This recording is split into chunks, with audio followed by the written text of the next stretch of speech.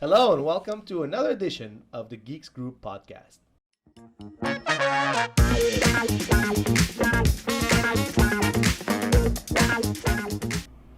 Today we are with Josie. Hi, Josie. Hello. And we're going to be talking about how to build strong company culture. Sensitive topic. What is a culture, Josie?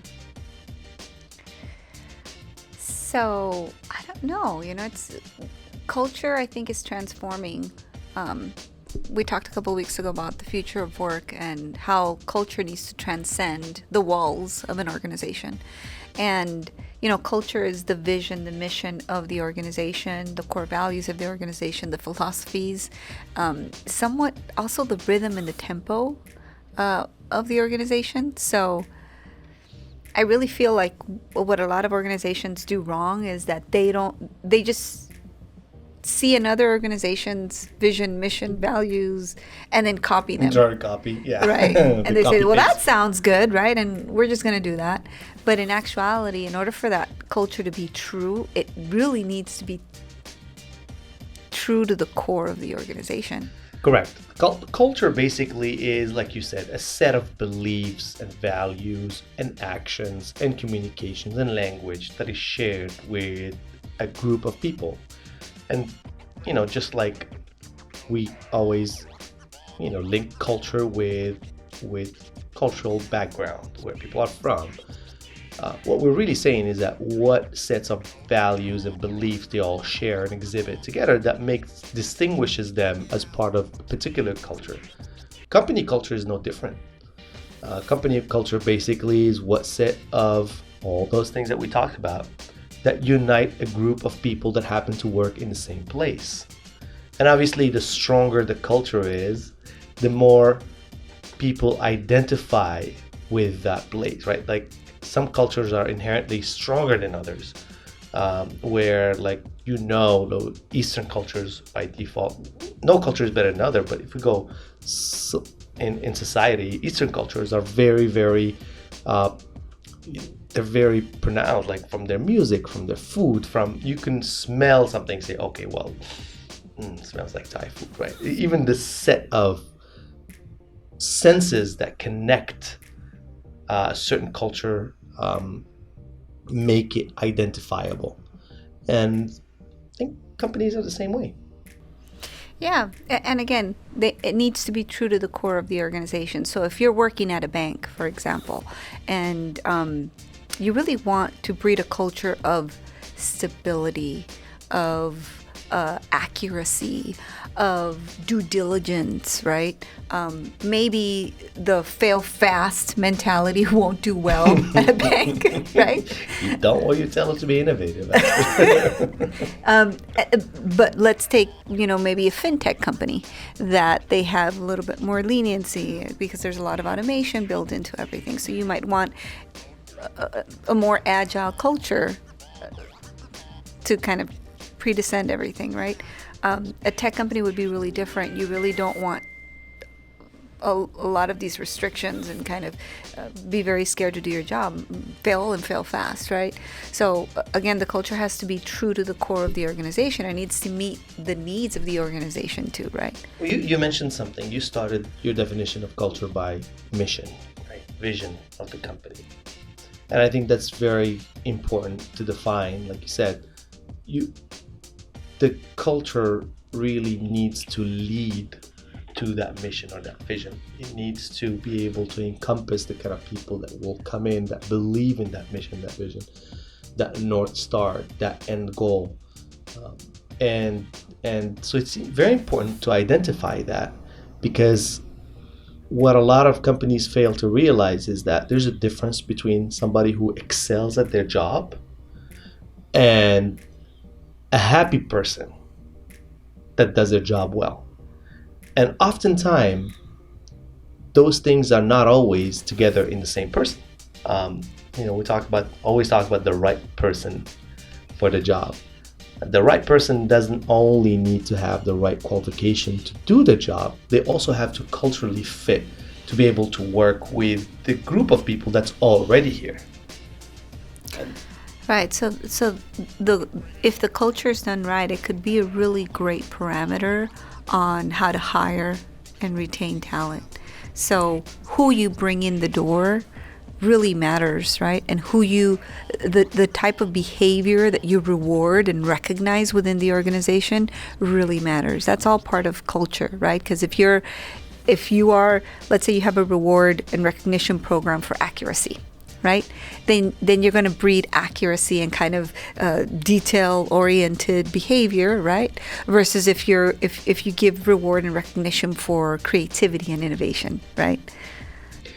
That's true. And piggybacking on that, we said when you're hiring, I think it's important to know that, like, when somebody's joining an organization, they're actually joining a culture that already exists. Right. And it's very important for the organization itself to have those parameters, those tests, to know who will fit the culture and who not. And a lot of times you hear the concept of you have to be intentional about your culture. Intentional about the culture means understanding what your culture is. What are your beliefs? What are the characters you're looking for? What are the values that everybody believes in? And then incorporate all those ingredients in your screening process. Because if you need to have a good product, you need to make sure the raw material that comes in through the process, through the door, is good enough to generate the final results that you need. Yeah, and we are a service-based economy. So our service are our people. Sometimes our biggest expense on the ledger is human capital, right?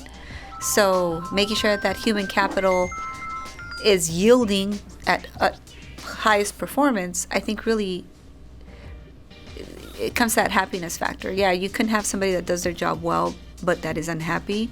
But you can have somebody that does their job well and that is happy. And I'm sure that if the data will show that you're going to have more productivity from a happy worker. It's going to have better quality product, and you're going to yield a higher return on the output itself.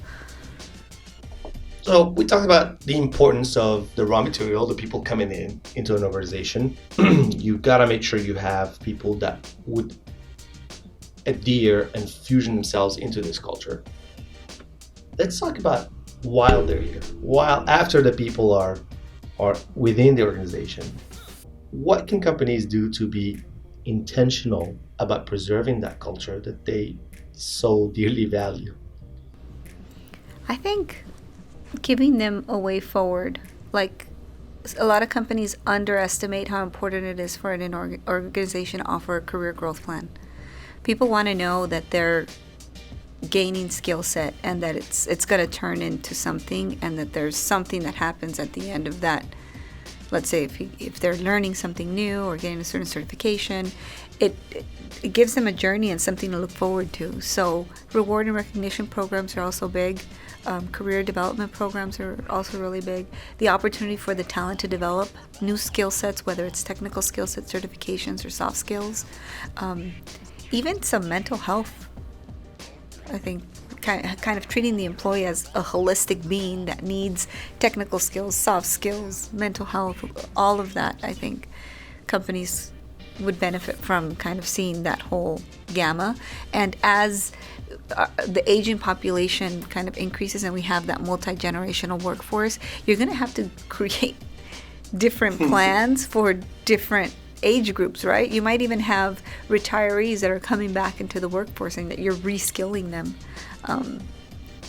And we talked about the how important it is to have a uniform culture, a set of beliefs, right? I think an important keyword in there too, it's not only about all of us identifying with a set of values and beliefs, but also the effect of the culture on the workforce needs to have a satisfying feeling of belonging.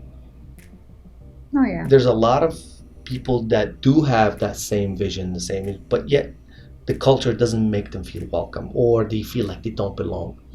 And the challenge in global organization like ours, for example, is you try to create a global culture, right, for the different, I mean, we operate in pretty much all the continents, but at the same time, you cannot take the social aspect out of the employees. For example, some Latin American cultures, and I'm not talking about the work here, some Latin American cultures are different than European cultures, are different than African cultures, right? But the workplace has to find a common ground. I think this is the key for global companies. You try to build what you call a boilerplate culture that doesn't contradict with any of the other ones and brings the human side together from all different regions. What I've seen works is there's a lot more things that we have similar. So there's a lot more similarities than there are differences. So a smile is universal around the world to mean good intent, right? So at the end of the day, we all want to belong and we all want to be part of something. So kind of breaking it down to what are the things that are universal, right? That every human wants. Focus on that. And when there are differences, embrace them. Yes. Embrace them. Don't shy away from them. Embrace them and kind of cross-pollinate. So, for example, if you are celebrating Eid in Islamic country or an Arabic country, or kind of, why not teach everybody what Eid is across the organization? If you're celebrating something in Mexico, like, I don't know, El Día de la Independencia, embrace it and kind of, again, teach everybody. Take the opportunity. There is so much more that brings us together and that we're similar versus the differences. And it's important also to be okay with it, right? The concept of a microculture or subculture, it's okay. It's not every single region of the organization have to have the exact same set of actions or communications. It's okay to tailor fit it to the region, as long as it doesn't contradict with that boilerplate, with the global culture, right? With the belief. It cannot contradict with that. As a matter of fact, I think it's helpful and very healthy for organizations to allow those microcultures and actually to be aware of them, and instead of fighting them, encourage them, and guide them so that they don't become counterproductive. So why don't we take it up a notch? Automation, robots, digital humans, that's where we're headed, right? So if you're having trouble creating a strong culture between human to humans, how do you think robots or digital humans will play into cultures? And that's a very good question. Wow.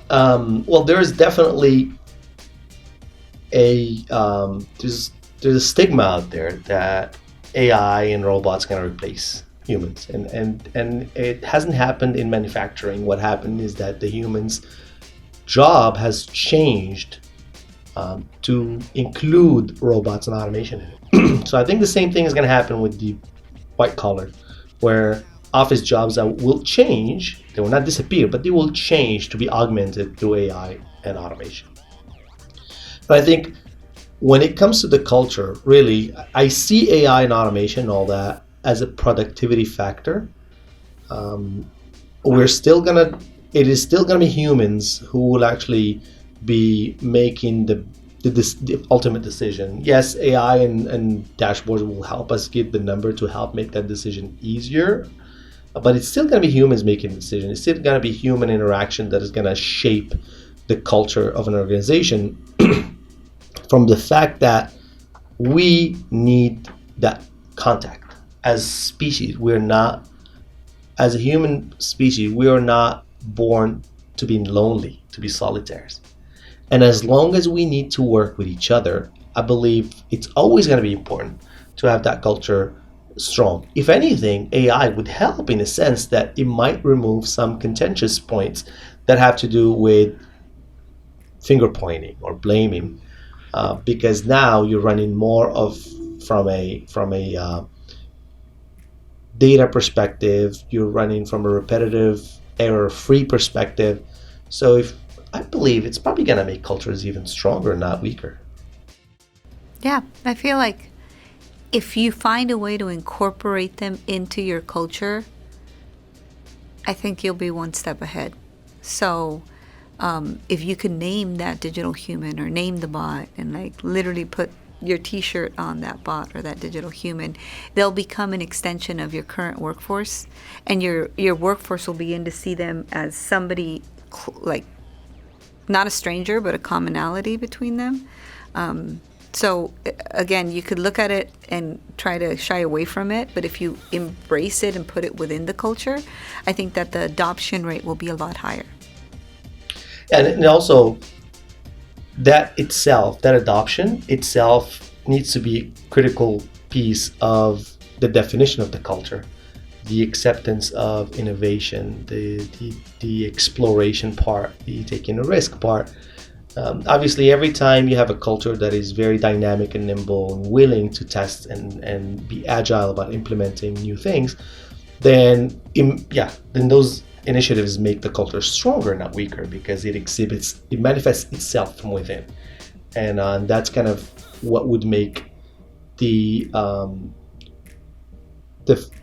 growing successful companies unique down the line, is the ability to take all those changes and incorporate them within their culture and thrive on them. Right. So we talked about culture, we talked about where it started, we took it up a notch to the AI. Let's talk a little bit about, let's link it to our last topic of virtual remote work. And how important it is to have a strong culture even when you're working remote. And maybe we can share some of our experience going through that transition, with the sense of belonging and the get together and the human interaction. How did we make it through a pandemic? I don't think we've made it yet.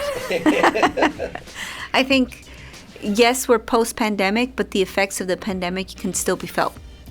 I think I gave you guys some stats on mental health and kind of the pros and the cons of us having a flexible work environment where we can be at home, right? But that's causing alienation, and we need each other more than ever, right? So culture kind of plays a role in that, because you're able to re-engage your employees, and you're able to maybe have the opportunity to create a virtual culture, right?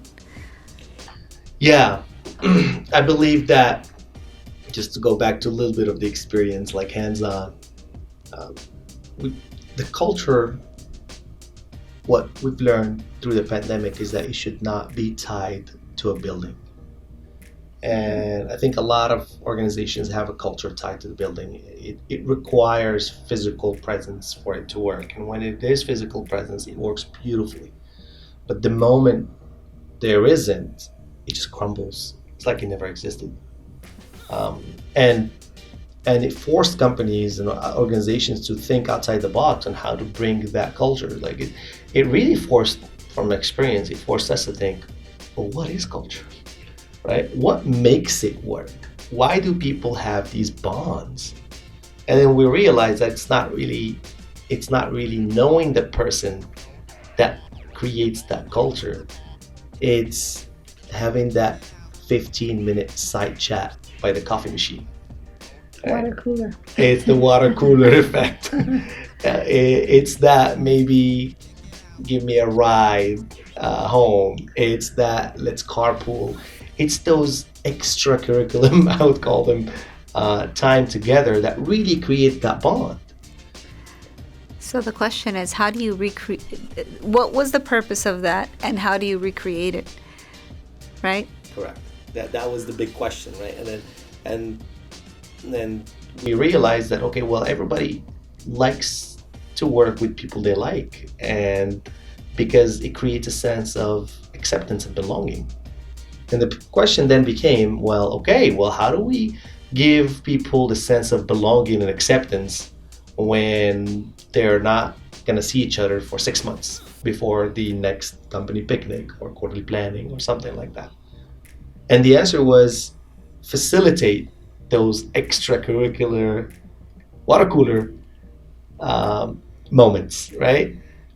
Be intentional about creating them, whether it's behind the desk or meet and greet or whatever activities that we incorporated through our communication and throughout our monthly activities, that all of a sudden people started saying, well, yeah, that's what I was missing.